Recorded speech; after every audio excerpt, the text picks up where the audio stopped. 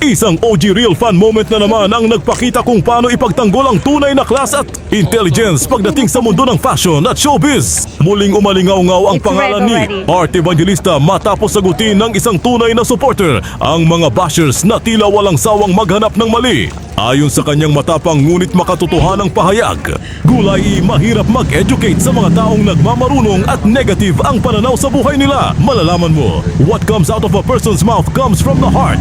At doon mo talaga makikita ang malaking kaibahan. May mga taong ang puso puno ng pangarap, sipag at class. At meron namang iba na ang laman ng puso ay puro inggit, insecurities at wifi connection sa negativity. Kaya kapag nagsalita sila, hindi wisdom ang lumalabas, kundi reklamo, lait at unsolicited opinion na hindi naman hinihingi ng mundo. Habang si Heart tahimik lang na naglalakad sa global fashion stage, ang mga bashers naman parang permanenteng naka-comment section internship habang siya ay nasa front row ng mga fashion capital. Ang iba naman nasa front row ng keyboard war. Hindi mo talaga mapipigilan ng mga taong allergic sa success ng iba kasi ang success ng isang tao ay parang salamin. Ipinapakita nito kung sino ang nagsikap at kung sino ang hanggang side comment lang sa buhay. Kaya sa mga bashers na walang ginawa kundi mag-analyze ng buhay ng iba, relax lang. Hindi, lahat ng bagay kailangan nyong lagyan ng opinion.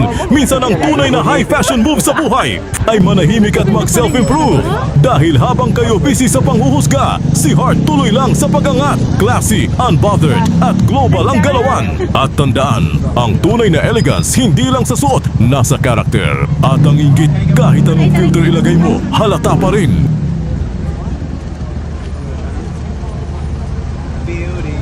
Colors like